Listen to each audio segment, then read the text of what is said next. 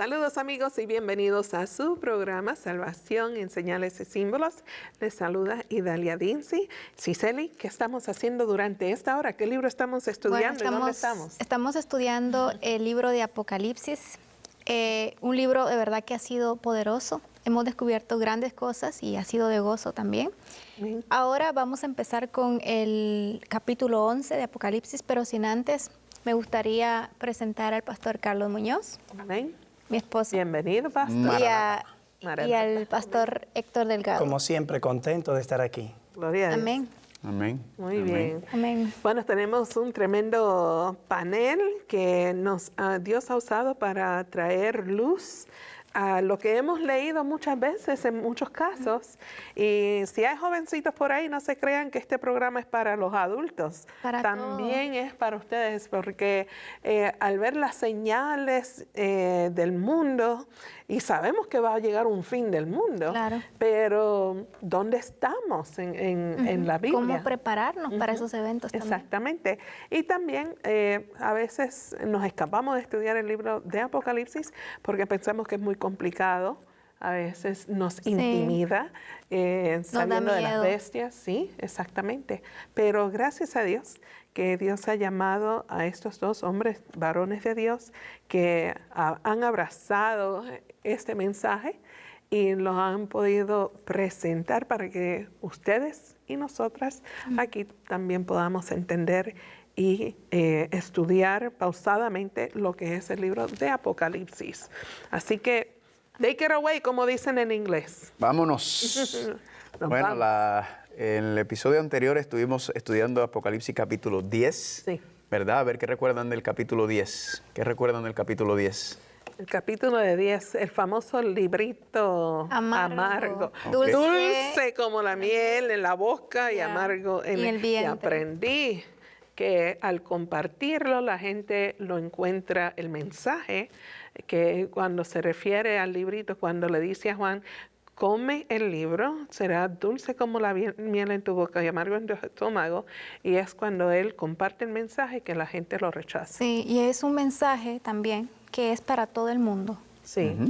¿Y el mensaje de dónde viene? ¿De dónde viene el librito? De Jesús. De Cristo. De Jesús, específicamente en el libro de Daniel. Daniel 12. Daniel. El libro de Daniel, ¿verdad? Daniel 12 se cierra la profecía, lo que implica que el conocimiento en cuanto a esos eventos se iba a mantener cerrado por un tiempo, pero luego en el tiempo del fin se iba entonces a manifestar, se iba a dar a conocer, ¿verdad? Sí, y dieron ustedes a conocer, porque cuando uno lee que entonces él tenía un pie en el mar y el pie en la tierra, cuando estaba por proclamar o abrir el libro, y ustedes aclararon que eso es para cubrir al mundo entero. O sea, todo lo que está en la tierra, todo lo que está bajo el mar o en el mar, que todo el mundo, no importa dónde estén ubicados, han de escuchar esta voz como león rugiente, ¿verdad? A todo dar este mensaje del librito. Muy bien, y eso nos va con el Apocalipsis capítulo 10, versículo 11, donde dice, y me dijo, es necesario que profetices otra vez sobre muchos pueblos, naciones y lenguas y reyes, ¿verdad? Y esa frase también la vemos en Apocalipsis capítulo 14, versículo 6, cuando dice, vi volar por en medio del cielo a otro ángel que tenía el evangelio eterno, para predicarlo a quienes, a todos los moradores de la tierra, a toda nación, tribu, lengua y pueblo. Entonces ese mensaje se vuelve a repetir acá en Apocalipsis capítulo 14, cuando se vuelve a se profetiza de manera mundial, ¿verdad? A todo pueblo, tribu, nación y lengua. Héctor, resúmeme Apocalipsis capítulo 10 en una oración. Bueno, Bueno. esa solicitud no es tan fácil, pero es evidentemente que Dios está al control.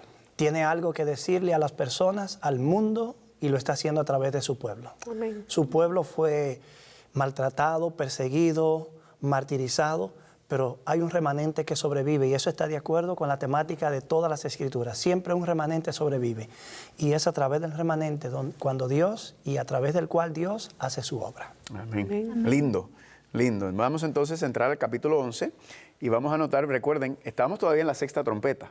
Sí. No hemos terminado con la sexta trompeta, la séptima no ha sonado todavía, estamos en la sexta, Ya vimos lo que pasó en el 10 y ahora el 11 significa que entonces estamos en la misma línea, ¿verdad? Sí. La continuidad. Es una continuación y vamos a ver cómo empieza el capítulo 11. Apocalipsis capítulo 11, versículo número 1. Vamos a leerlo ahí. ¿Quién quiere leerlo? Capítulo 11, versículo 1, ¿solamente el 1? Sí.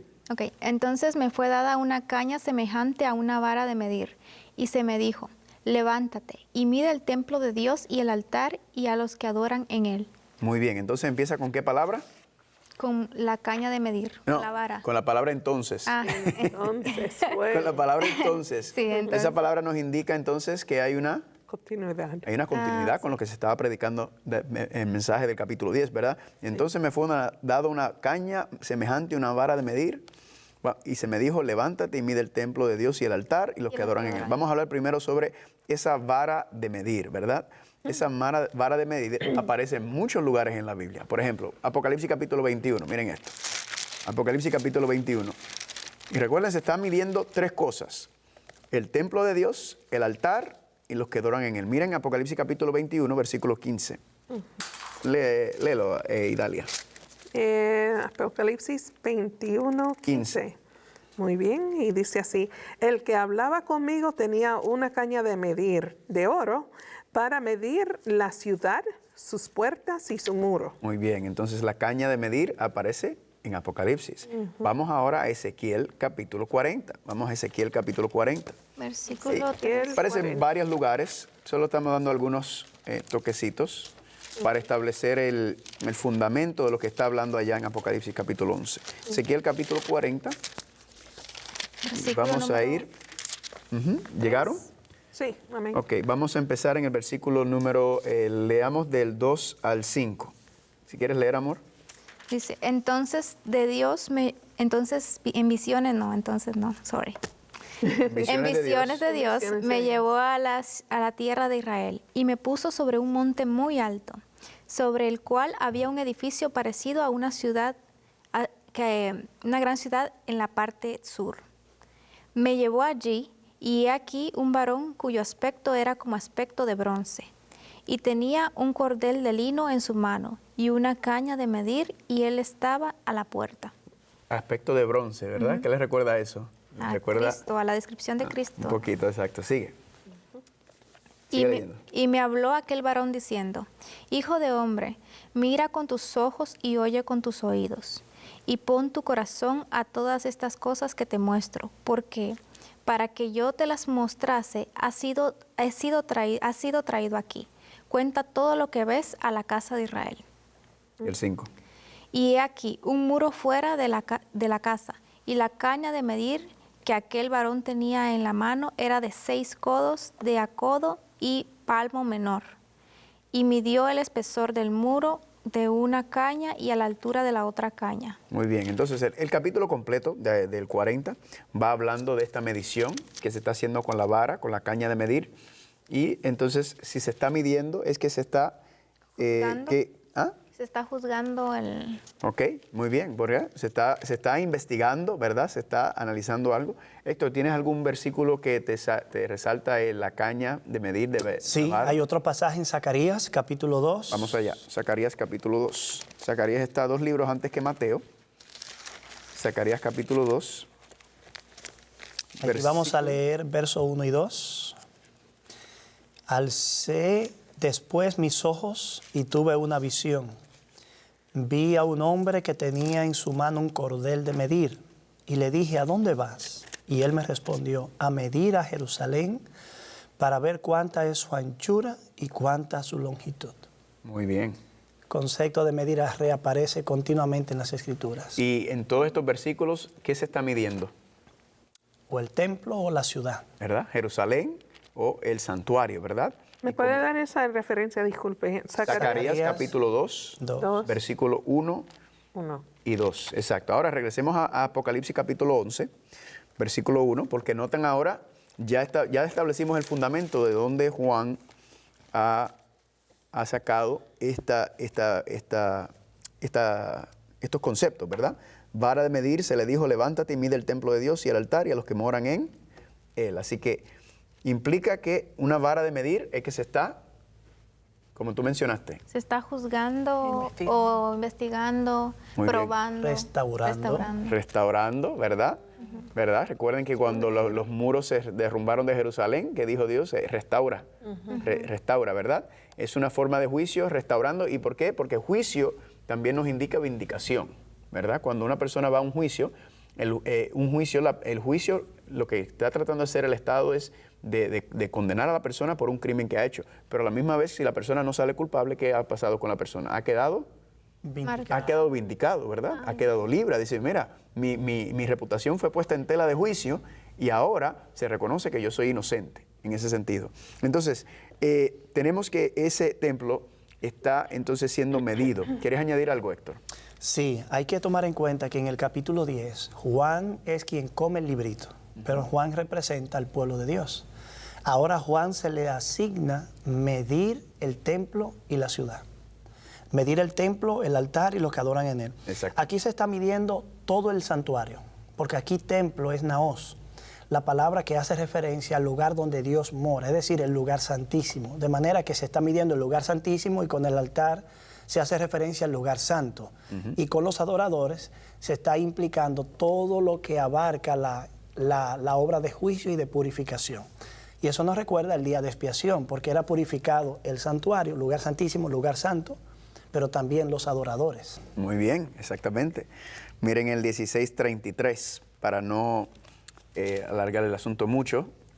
¿Lo puedes leer, amor? 16:33 dice, y hará la expiación por el santuario santo, y el tabernáculo de reunión también hará expiación por el altar, por los sacerdotes y por todo el pueblo de la congregación. Muy bien, noten ahí el altar, los sacerdotes y la congregación, ¿verdad? Noten la similitud, el paralelismo. Entonces, regresando a Apocalipsis capítulo 11, entonces estamos viendo muy bien lo que mencionó Héctor, que es el día de la expiación, el gran día del juicio. ¿Qué pasaba en el día de expiación? Levítico 16 nos habla. ¿Qué pasaba en el día de expiación? ¿Qué ocurría? Recuerden que el sacerdote ministraba diariamente entre el patio y el lugar santo. Nosotros hemos estado viendo en Apocalipsis que pasamos del patio, el altar de sacrificio, la muerte de Cristo, el lavacro, la resurrección de Jesucristo. Luego entró, en Apocalipsis empezamos en el lugar santo, ¿verdad? Estaba entre los candeleros y estaba entre el altar de incienso, pero ¿qué pasa en el día de expiación? El sacerdote pasaba del lugar santo al lugar santísimo, ¿verdad? El Yom Kippur, como le dicen, el gran día de expiación, el gran día de la reconciliación o el día del juicio. Entonces, estamos viendo destellos de ¿qué en este asunto? De la purificación del santuario celestial. Amén. Era lo que ocurría, porque recuerden que durante 359 días, durante los sacrificios vespertinos y matutinos, todas esas sangres que representan los pecados confesados eran traídos al santuario, pero en el día de expiación era que se limpiaba y se purificaba el santuario, y la razón era que Dios nos dice, tráeme tu pecado, ¿verdad? Es lindo, es algo hermoso. Tráeme tu pecado que yo me voy a encargar de él, ¿verdad? Tú, ven, confiésate, arrepiéntete, y el sacerdote le decía, vete y no peques más, ¿verdad? Y Dios entonces decía que tomaba nuestros pecados, ¿verdad? Dios se hace cargo de ellos, ¿hasta cuándo? Hasta que cuando llegue el día de expiación, entonces que se limpia, porque toda esa inmundicia estaba ahí y se sacaba, ¿verdad? Y creo que tenemos que tomar un receso antes de seguir con la temática. Sí. Bueno, amigos, queremos que ustedes estén activos participando de su programa Salvación en Señales, Salvación en Señales y Símbolos. Queremos recibir sus comentarios, preguntas, inquietudes, para entonces tener un programa donde podemos presentar estas y más. Pero por ahora queremos presentarle cómo hacer el envío de sus inquietudes. Si tiene preguntas, dudas, comentarios, escríbanos a sess@3abnlatino.tv o 3ABN Latino, P.O. Box 220, West Frankfort, Illinois, 62896. Y recuerde, invite a sus amigos a ver el programa Salvación en Señales y Símbolos. Bueno, amigos, esperamos su participación, es muy importante para nosotros. ¿Cierto o no, pastores? Amén. Amén. Para Completamente. eso estamos aquí. Sí. Completamente. Ustedes han recibido comentarios y más, ¿verdad? De nuestra audiencia. Sí, claro Sí, que la gente pidiendo información. Pidiendo Algunos más. materiales solicitándolo también. Qué bueno. Amén. Gracias a Dios. Amén. Ok, así que continuamos aquí. Estábamos hablando de Levíticos 16. Estamos hablando del día de expiación y relacionando con ese evento. Ahora, nuevamente, ¿será que está hablando de un santuario terrenal? Cuando menciona, No. no, ¿verdad? No, Porque ya. nuevamente ya el santuario había sido destruido, ¿verdad? El viejo pacto tenía un santuario terrenal, dice Pablo en Hebreos capítulo 9. El nuevo pacto tiene un santuario celestial. Así que nuevamente estamos viendo cómo esto se relaciona con la predicación final y con la restauración del santuario. ¿Querías decir algo, Héctor? Sí, cada vez que leemos el Antiguo Testamento estamos tratando de sentar las bases para comprender lo que Juan está diciendo. Eso lo reafirmamos mucho porque tiende a olvidarse con mucha facilidad.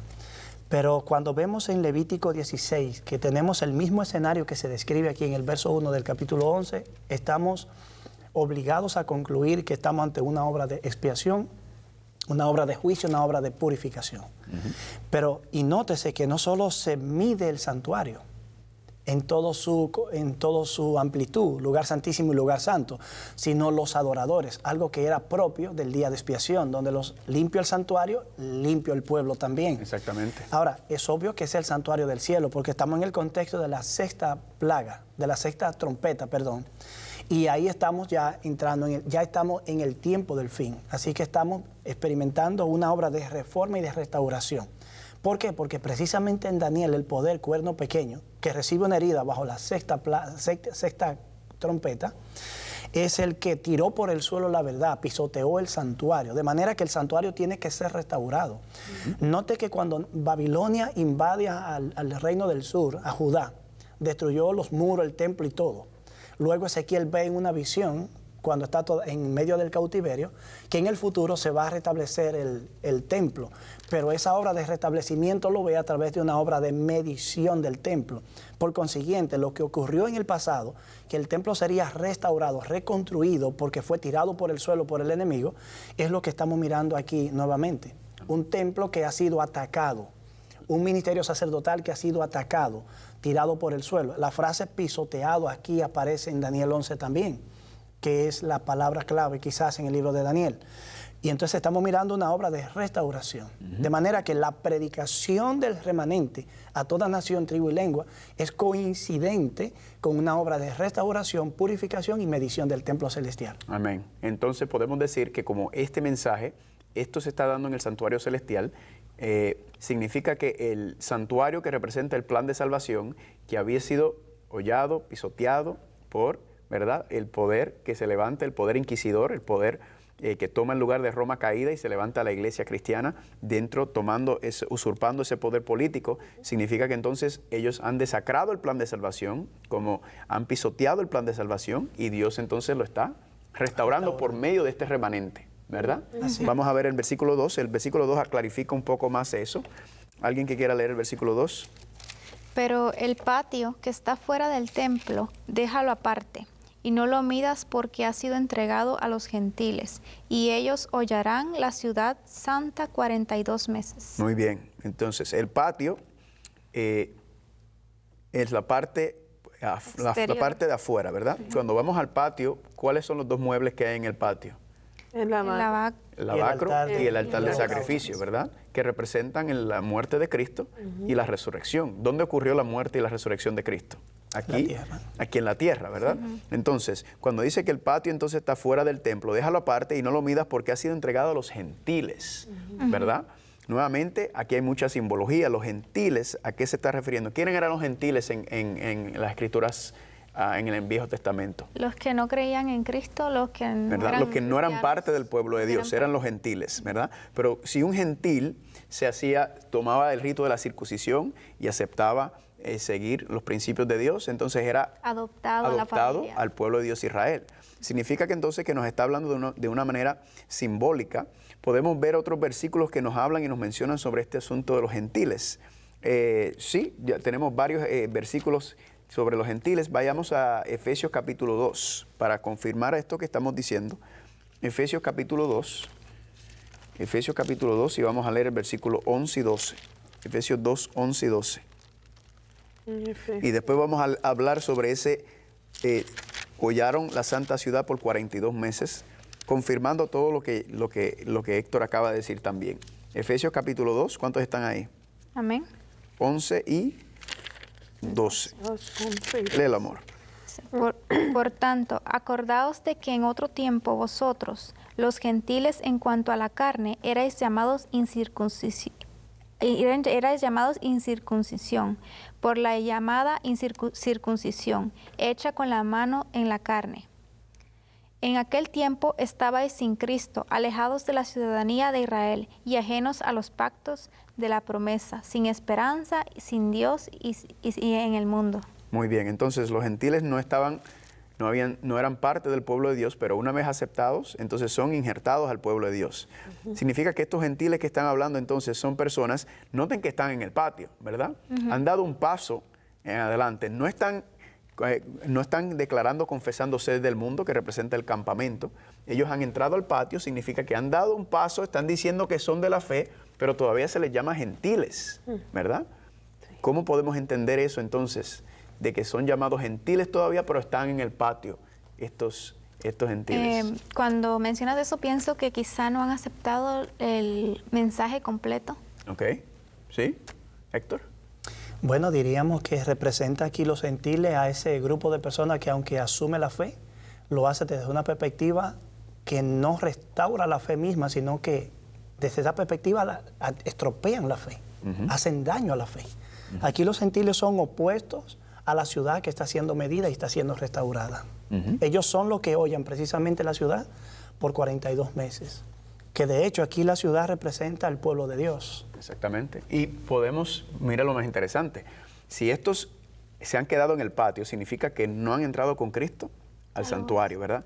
No han seguido los pasos de Cristo hacia el lugar santo, hacia el lugar santísimo. Significa que entonces lo que estamos viendo es que vemos como un tipo de adoración o un tipo de cristianismo terrenal. Que no abarca la luz total. Exactamente, ¿verdad? Están limitados y están enfocándose en elementos terrenales, ¿verdad? Están enfocándose, y eso mismo es lo que habíamos hablado que está ocurriendo con los poderes allá, que levantan un falso sacerdocio, que levantan un falso altar, que levantan un falso plan de salvación, un falso templo, ¿verdad? Y lo están haciendo de manera terrenal y están dando un enfoque terrenal a las cosas espirituales. Y luego dice, y ellos, o sea, estos gentiles, hollarán la ciudad 42 meses. Aquí vemos 42 meses. ¿Recuerdan qué habíamos visto en Daniel capítulo 12? ¿Qué periodo de tiempo apareció allá? Tiempos y medio tiempo. Vamos a Apocalipsis capítulo 12. Vamos a mirar un momento Apocalipsis capítulo 12, el versículo número 6. Apocalipsis 12, 6. La mujer huyó al desierto, donde tenía un lugar preparado por Dios para ser sustentada allí por 1260 días. 1260 días, tiempos y medio tiempo, 42 meses. Lee el versículo 14 ahora. Del capítulo 12. Ajá, el mismo capítulo. Muy bien, vamos al 14, que dice, pero se le dieron a la mujer las 2 alas de la gran águila para que volara de delante de la serpiente al desierto, a su lugar donde es sustentada por un tiempos y la mitad de un tiempo. Muy bien, y ahora Apocalipsis 13, versículo 5. Tiempos, medio tiempo, 1260 días, y ahora 42 meses se repite en el versículo 5. También se le dio boca que hablaba arrogancias y blasfemias, y se le dio autoridad para actuar por 42 meses. Muy bien. Ahí está otra vez. Así que tenemos el mismo periodo de tiempo. Daniel 7 vuelve a aparecer tiempos y medio tiempo. Daniel 11 vuelve a aparecer el mismo periodo de tiempo, ¿verdad? Sí. Ahora, 42 meses, 1260 días, tiempo, medio tiempo. Vamos a ver, tiempo es... Un año. Tiempos... 2 años. 2 años. Y medio tiempo, un 6 año, meses. 6 meses, ¿verdad? Medio año, ¿verdad? ¿Cuánto tiempo es eso? 12 más 12 más 12 son 36, más 6 meses, la mitad, 42 meses. 42. Y si multiplicas utilizando el calendario hebreo, el mes tiene 30 días, 42 por 30 te da 1260 días. Pero ya habíamos hablado y ya habíamos estudiado que cuando se habla de las profecías apocalípticas, que se aplica con los periodos de tiempo que se le aplica. El principio de día por año. Día por año. Entonces, no son 1260 días, sino 1260 años, en el cual, ¿qué iba a pasar? Este grupo de creyentes gentiles iban a hollar o iban a pisotear, ¿qué cosa? La santa ciudad, el santuario, el plan de salvación, por 42 meses. Héctor, háblanos un poquito de esos 42. Iban a usurpar esa ciudad, ¿verdad? Sí, y ahora vamos a ver cómo todo lo que hemos estado hablando se va concretando, se va concretando. Me imagino que quienes nos están mirando y escuchando se preguntarán, ¿cómo podemos estar seguros de que todos esos periodos que suenan tan diferentes son el mismo periodo de tiempo? Bueno, en Apocalipsis ocurre algo diferente al libro de Daniel. En Daniel 7:25 se habla de tiempo, tiempos y medio tiempo. Daniel 12:7 se repite el mismo periodo. Esa es la única forma que Daniel tiene y que utiliza para describir ese periodo de tribulación para el pueblo de Dios y de persecución. Pero cuando llegamos a Apocalipsis, el escenario cambia totalmente. La primera vez que Juan lo menciona, le denomina 42 meses. En el verso 3 lo menciona como 1260 días. En Apocalipsis 12, la tercera vez que lo menciona, lo denomina 1260 días. Pero en el verso 14 del capítulo 12 lo denomina tiempo, tiempos y medio tiempo. Y la última vez que lo menciona es como la primera vez que lo mencionó, denominándolo 42 meses. Uno se pregunta, ¿estamos ante el mismo periodo? Sí. La prueba de ello está en el capítulo 12. En el verso 6, la mujer huye. En el verso 14, la mujer huye. En el verso 6, huye al desierto. En el verso 14, huye al desierto. En el verso 6, es a un lugar donde será sustentada. En el verso 14, al lugar donde será sustentada. En el verso 6, es sustentada allí por 1260 días. En el verso 14, ahí se produce un cambio en cuanto a la terminología. Es por tiempo, tiempos y medio tiempo. De manera que Juan está jugando con el tiempo y le da diferentes designaciones. Lo designa de diferentes formas. Pero observen lo siguiente. Ya sea que sea tiempo, tiempos y medio tiempo, o 42 meses, o 1260 días, siempre el pueblo de Dios está siendo perseguido. Siempre es un tiempo de angustia para el pueblo de Dios. Siempre es un tiempo de aflicción para los hijos de Dios. De manera que aunque Juan utiliza diferentes designaciones, está haciendo referencia al mismo periodo de Daniel. Amén. Y ahí podemos entonces hacer el paralelismo con lo que habíamos leído en las trompetas, ¿verdad? Donde el pueblo de Dios, Dios envía los juicios porque este poder opresor, este poder apóstata que se había levantado después de la caída del Imperio Romano y continúa entonces en su nueva faceta religiosa, vemos que entonces se estaba persiguiendo al pueblo de Dios, ¿verdad? Están atacando al pueblo de Dios, están pisoteando el santuario, el plan de salvación, están pisoteando las verdades de Dios, están pisoteando los principios del reino de Dios. Vamos a ir un momento a Daniel capítulo 8. Quiero ir un momento a Daniel capítulo 8. A abarcar un poco más este periodo de tiempo. Daniel capítulo 8. Recuerden, estamos con el librito, ¿verdad? Todavía. Este es el asunto del librito, el asunto del remanente. Noten en Daniel capítulo 8, aquí aparece en el panorama profético lo que es el cuerno pequeño, el hombre de pecado, el anticristo, lo que le vamos a llamar, lo que la Biblia le llama, y vamos a ver más adelante. Y Daniel capítulo 8, vamos al versículo número 9. Daniel capítulo 8, versículo número 9. ¿Estamos ahí? Sí. ¿Quieres leerlo, Idalia? Sí, cómo no.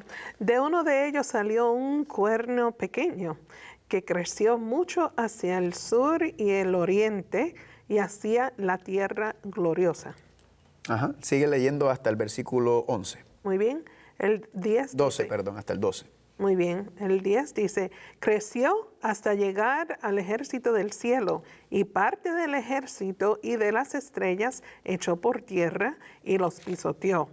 Aún se engrandeció frente al príncipe de los ejércitos. Por él fue quitado el sacrificio continuo y el lugar de su santuario fue echado por tierra. El 12 dice, a causa de la prevaricación le fue entregado el ejército junto al sacrificio continuo, echó por tierra la verdad e hizo cuanto quiso y prosperó. Muy bien, entonces en Daniel sigue un patrón muy interesante de 4 reinos, desde Daniel 2, Daniel 7, Daniel 8, y continúa en el resto del Daniel, donde nos habla de este patrón de 4 reinos, ¿verdad?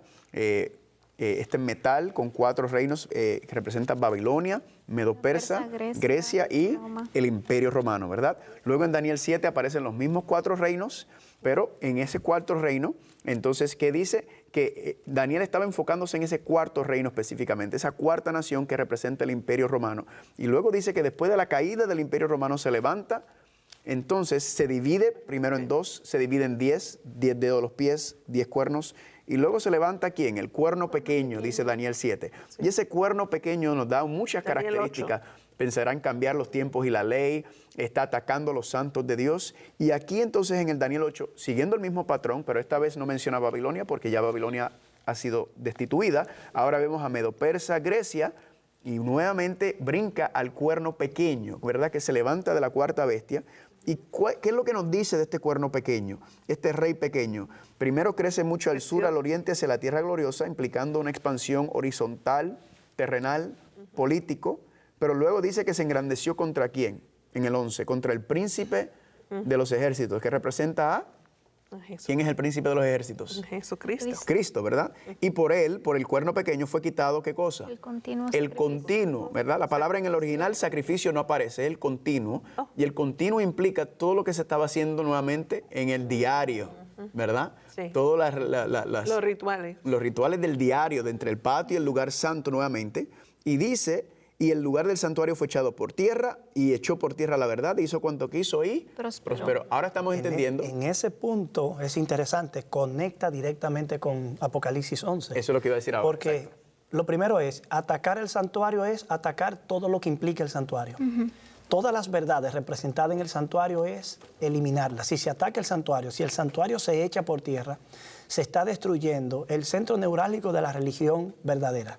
Porque ahí es donde se ilustra el plan de la redención. Sí. Es ahí donde el ser humano encuentra salvación y la forma de acercarse a Dios. Sí. Si el santuario es echado por el suelo, entonces este accionar diabólico, por así decirlo, está arruinando el plan de la redención. Tirar por el suelo, atacar el continuo, atacar al príncipe, demuestra como ese interés que Satanás tenía en destruir y de poner en el cielo. Aquí dice que el templo no lo mida porque fue entregado a los gentiles y ellos iban a hollarlo. Allí se está echando por tierra el santuario, se está persiguiendo y echando por tierra también a las estrellas.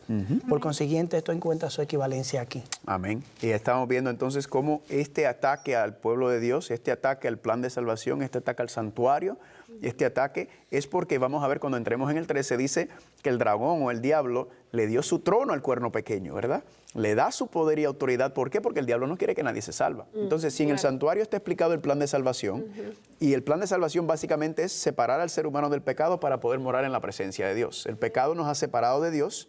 Dios, por medio del santuario, nos enseña los pasos que primero dio Cristo, y luego nosotros tenemos que dar para poder regresar a la morada. Entonces, el diablo no quiere que nadie se salve. Ha pisoteado el santuario, ha pisoteado el plan de salvación, pero ¿qué ocurre? Noten el versículo 13 y 14. 13 y 14, vamos a leerlo. Entonces oí hablar a un santo, y otro de los santos preguntó a aquel que hablaba: ¿hasta cuándo durará la visión del sacrificio continuo, la prevaricación asoladora y la entrega del santuario y el ejército para ser pisoteados? Y él dijo: hasta 2300 tardes y mañanas, luego el santuario será purificado. Candela. Candela, porque ¿qué está diciendo?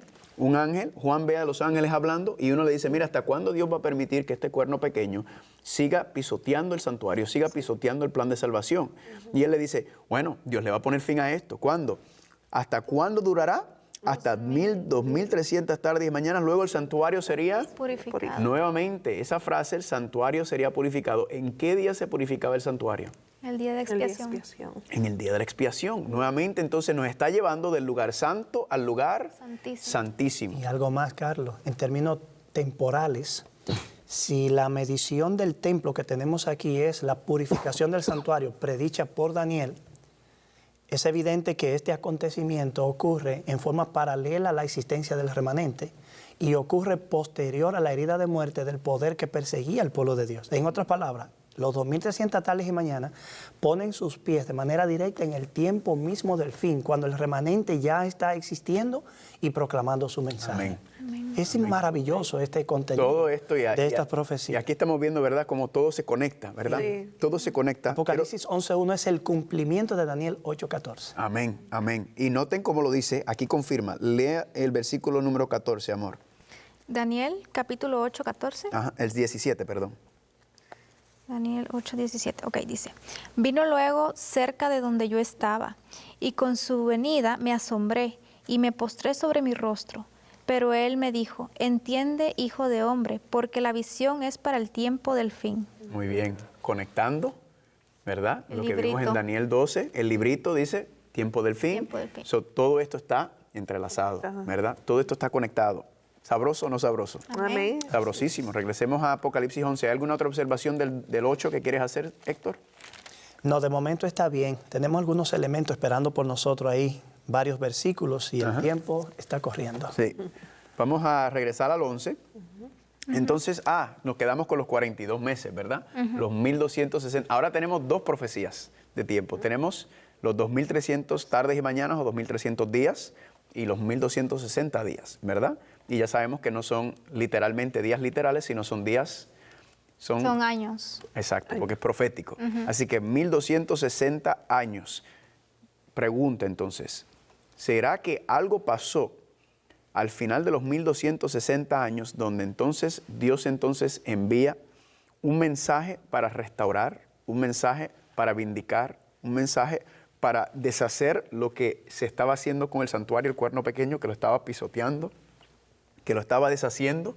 Y Dios entonces dice, yo no lo voy a permitir hasta siempre, yo voy a sacar un pueblo, ¿verdad?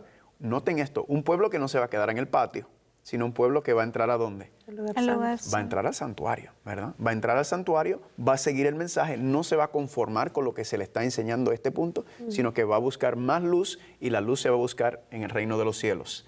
¿Algo que quieres añadir, Héctor, sobre los 42 meses? No, aparecen asociados a los dos testigos que vestidos de ropas ásperas tienen que profetizar.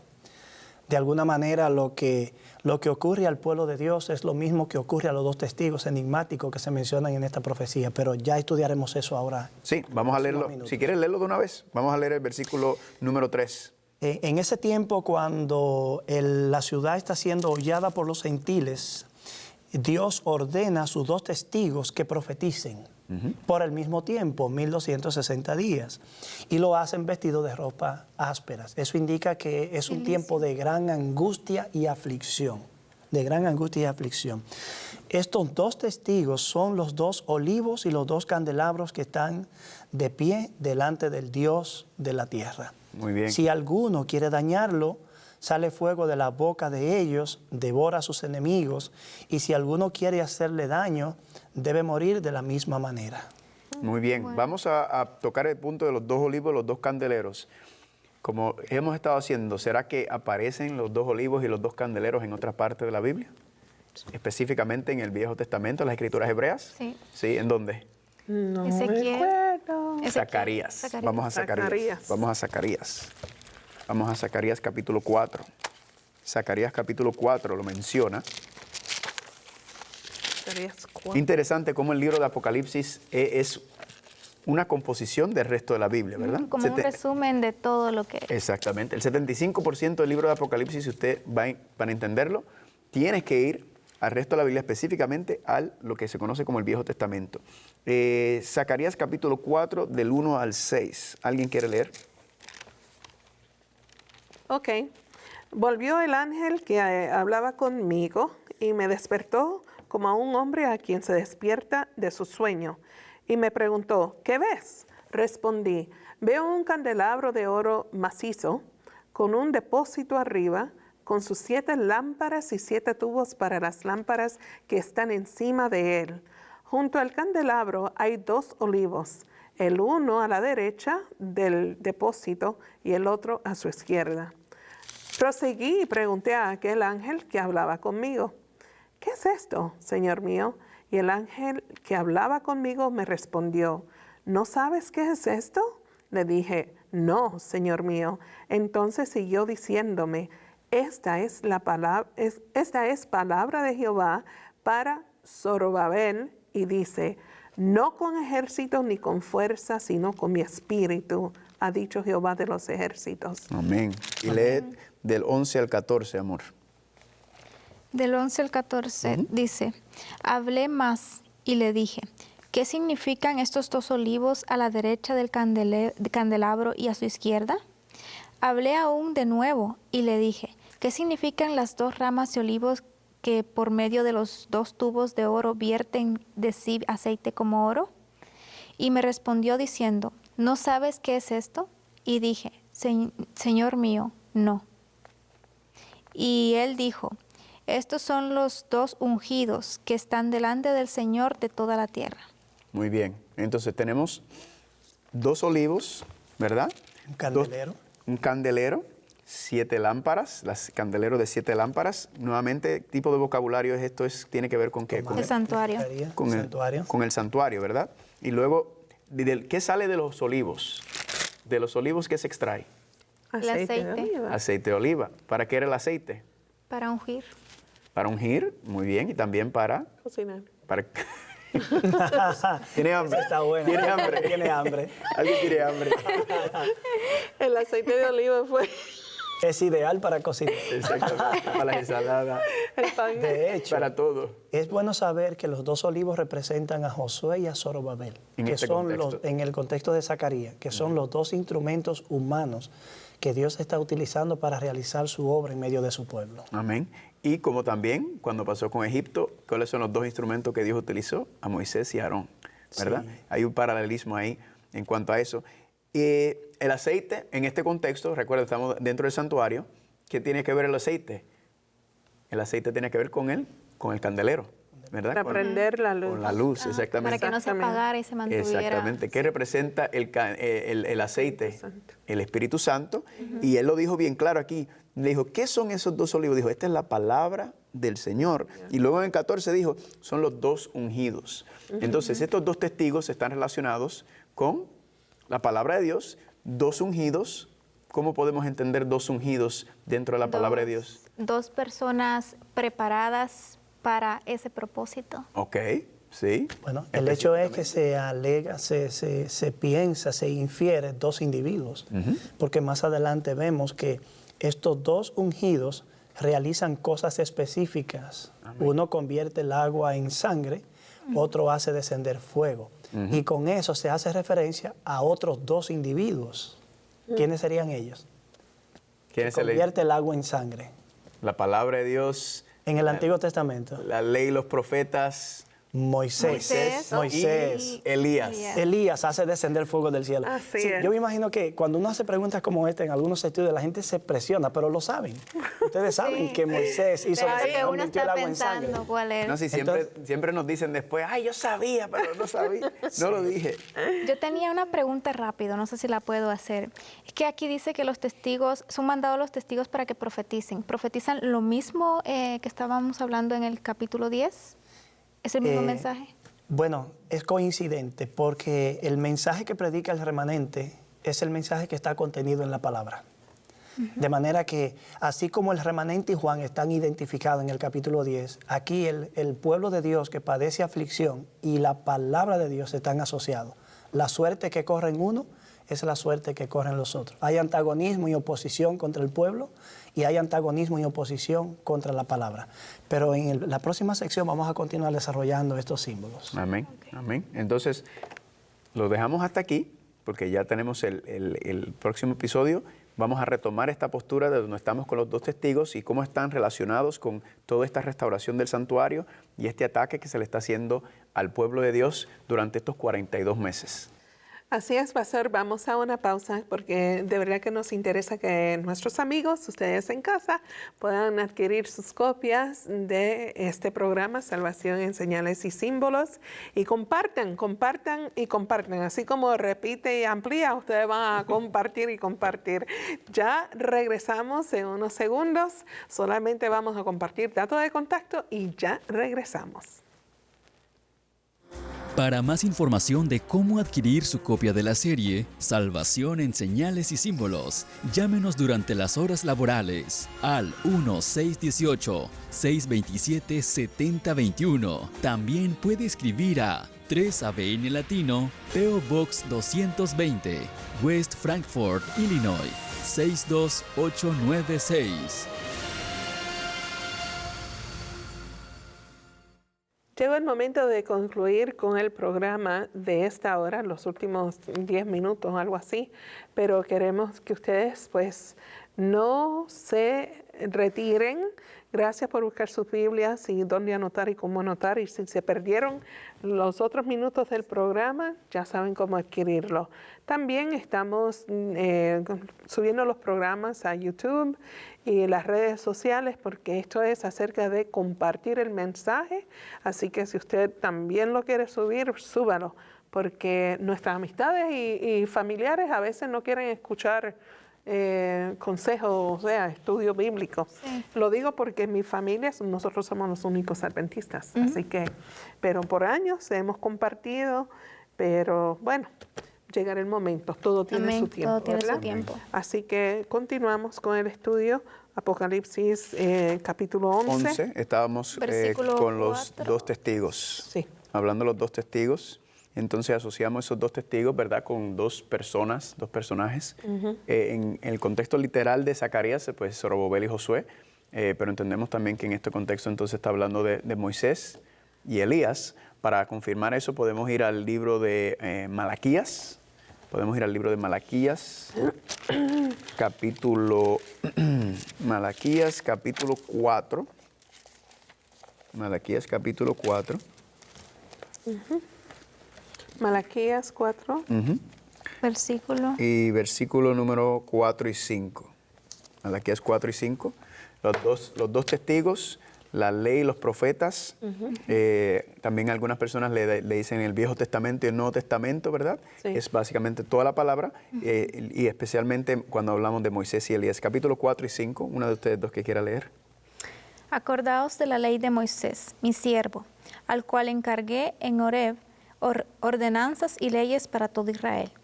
He aquí, yo os envío el profeta Elías, antes que venga el día del Señor grande y terrible. Amén. ¿Quieres añadir algo ahí, Héctor? Sí, ya dijimos cuando leímos Apocalipsis 11 que los dos individuos, los dos olivos a los cuales se refiere ahora en Apocalipsis, no son Josué ni Zorobabel, sino Moisés y Elías, por lo que se describe de ello allí. Uno convierte las aguas en sangre y otro hace descender fuego. Entonces ahí tenemos a Moisés y Elías. Y este pasaje que usted refiere es el único en el Antiguo Testamento que lo une a los dos. Y los une a los dos desde dos perspectivas distintas. Uno mirando hacia el pasado y otro mirando hacia el futuro. Por consiguiente, con esta mirada al pasado tenemos en retrospectiva el Antiguo Pacto, la ley de Dios, la escritura del Antiguo Testamento. Y con Elías tenemos el Nuevo Pacto, una mirada hacia el futuro, a la era mesiánica. Ahora bien, ¿cómo podemos armar el escenario para entender que tanto Moisés como Elías representan el Antiguo y el Nuevo Testamento? Bueno, es una referencia directa a la ley de Moisés, a los escritos de Moisés, y con eso al Antiguo Testamento. Y es interesante que el Nuevo Testamento asocia a Elías con la nueva era, el Nuevo Testamento, el Nuevo Pacto.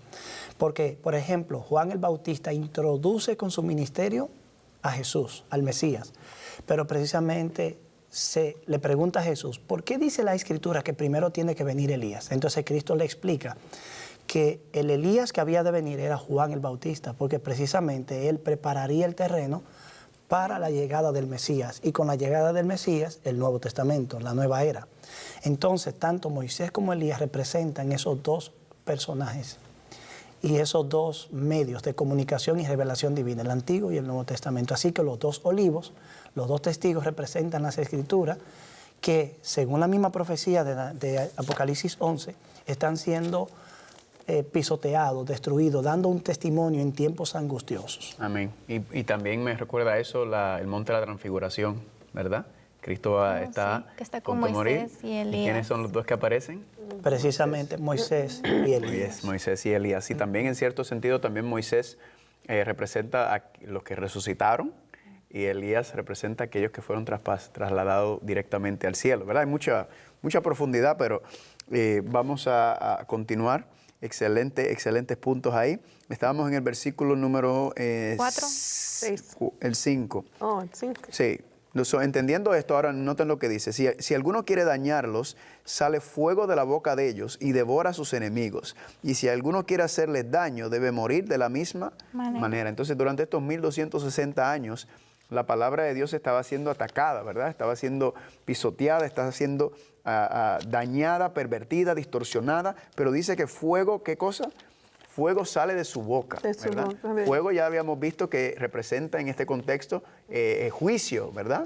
El fuego que envía. Miren, vamos a ir a un momento a Apocalipsis capítulo 22. Noten esto, Apocalipsis capítulo 22. Esto es interesante. Apocalipsis capítulo 22, versículos 18 y 19. Apocalipsis capítulo 22, versículos 18 y 19.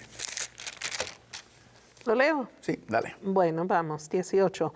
Yo advierto a todo aquel que oye las palabras de la profecía de este libro, si alguno añade estas cosas, Dios traerá sobre él las plagas que están escritas en este libro.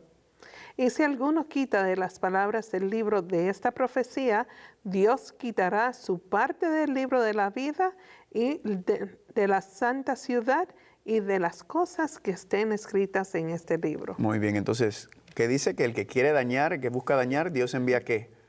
Dios envía juicio, ¿verdad? Las plagas también implican el aspecto del juicio y el quitar el nombre. Así que muy interesante estas conexiones. Vamos al versículo 6, Apocalipsis 11:6 dice, y estos tienen poder para cerrar el cielo. Lo que mencionó Héctor, Elías, ¿verdad? Elías oró. ¿Y qué pasó? No llovió. No llovió, ¿verdad? A fin de que no llueva en los días de su profecía, y tienen poder sobre las aguas para convertirlas en sangre y para herir la tierra con todas las plagas, Moisés. cuantas veces quieran, ¿verdad? ¿Y cuánto tiempo no llovió? ¿Recuerdan cuánto tiempo no llovió durante el tiempo de Elías? 3 meses, ¿no fue? 3 años y medio. 3 años y medio, ¿verdad? Muy interesante estas relaciones que hay. Y entonces las aguas pues nuevamente haciendo énfasis mirando hacia Moisés. Ahora viene en el versículo 7, candela pura. Porque cuando hayan acabado su testimonio, cuando hayan acabado el testimonio ¿de quién? ¿De Jesús? De los dos. Oh, de los dos testigos. Cuando hayan terminado los dos testigos, Perdón. Ajá. la bestia que sube del abismo hará guerra contra ellos y los vencerá y los matará. Ay, Señor. Aquí entonces nos está hablando de que cuando estos testigos terminen, ¿verdad? O sea, al final de los 42 meses, son 1260 días. Sí. Entonces dice que se levantará una bestia. ¿Y la bestia se levanta de dónde? Del abismo. Del abismo. Y esa bestia que se levanta del abismo, ¿qué va a hacer? Guerra contra ellos. ¿Guerra contra quién? Contra los Contra testigos. los Contra los testigos, y los vencerá y los Los matará, ¿verdad? Entonces, Sus cadáveres. creo que no habíamos hablado sobre lo que representa una bestia en la profecía. No, porque es la primera vez. Es la primera vez que se menciona en Apocalipsis. Sería bueno ir a Daniel capítulo 7. Daniel, Pero es capítulo que 7. bestia es lo primero que llega a la cabeza, a la mente de la gente cuando piensa en Apocalipsis. Ajá. Bestia. Así es, mismo es. Y vamos a ver que aparecen varias bestias en Apocalipsis. Esta es la primera que aparece. Hay 3 bestias que aparecen. Daniel capítulo 7, vamos a ver qué representa una bestia. Una bestia no es Godzilla, ¿verdad? No es un animal raro que se va a salir, sino una bestia que representa en Daniel capítulo 7, versículo número 23. ¿Alguien lo quiere leer? Daniel 7, 23. Daniel 7:23 dice, dijo así, la cuarta bestia será un cuarto reino en la tierra, el cual será diferente de todos los otros reinos, y a toda la tierra devorará y trillará y despedazará. Es importante notar que cuando está hablando de esta cuarta bestia está hablando del Imperio Romano, ¿verdad? Sí. Babilonia, Medo-Persa, Grecia y el Imperio Romano. Pero utilizamos este versículo para entender que una bestia representa un reino en la tierra, ¿verdad? Un reino en la tierra significa que una bestia, un reino, una nación se va a levantar al final de estos 1260 días, 42 meses, que va a subir del abismo y le va a hacer la guerra o va a atacar a la palabra de Dios, ¿verdad? Va a atacar a la ley, al testimonio, va a atacar a las escrituras. ¿Y qué significa que subía del abismo? Sí, lo vimos en el capítulo 9 que le dieron la llave del abismo, entró, pero ¿qué significa que sale del abismo? Muy bien, eso lo vamos a estudiar con más profundidad en el próximo capítulo, ¿verdad? Pero sí podemos hablar sobre esta bestia antes de entrar en el asunto del abismo. ¿qué nación se levanta entonces al final durante estos periodos proféticos, ¿verdad? 1260 días, 42 meses, comenzando en el año 538. Ese fue el momento en donde Justiniano entonces pasa el poder político directamente a la iglesia en Roma. Y luego entonces, si le añades 1260 días, termina en el año 1798.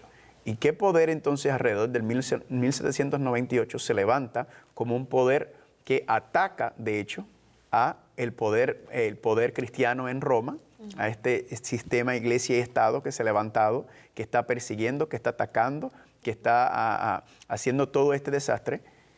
Dice que una bestia se levanta en ese momento, en ese periodo. ¿Qué bestia, qué nación podemos inferir? Históricamente se entiende que esta es la Francia revolucionaria. De hecho, el desprecio por las escrituras, que fue muy característico de Francia en esa etapa de la historia, se deja ver en el versículo 8, cuando dice que una vez ataca a los 2 testigos y los mata, no entierra sus cadáveres. Y no podía haber nada más despreciable para el mundo antiguo que no poder enterrar a un cadáver de manera digna. Así que hay un desprecio por los testigos, por la palabra. Y este poder surge del abismo, impulsado por las fuerzas del mal, desde el ámbito del mal. Y con ese espíritu maligno ataca las escrituras. Amén. Entonces, cuadra perfectamente, ¿verdad? Nuevamente el periodo profético de 1260 días. ¿Cómo se levanta Francia? ¿Y qué hace Francia? Lo que se conoce como la Francia, el ateísmo, ¿verdad? Se levanta este antagonismo en contra de la religión por causa de los abusos del sistema, ¿verdad?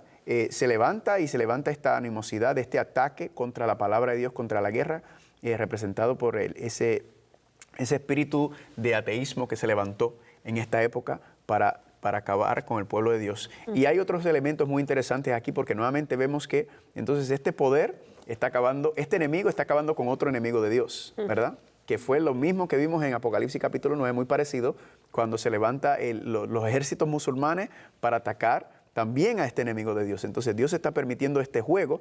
En el próximo capítulo vamos a entrar más de lleno y vamos a terminar con el capítulo 11. Así es, así es. Bueno, gracias amigos. Hemos llegado al final. Porque pausadamente nos están enseñando versículo por versículo. Y bueno, gracias a Dios por la paciencia de los santos, ¿verdad? Bueno amigos, nos despedimos, pero les queremos invitar a que estén pendientes al próximo programa y queremos que ustedes se unan con nosotros.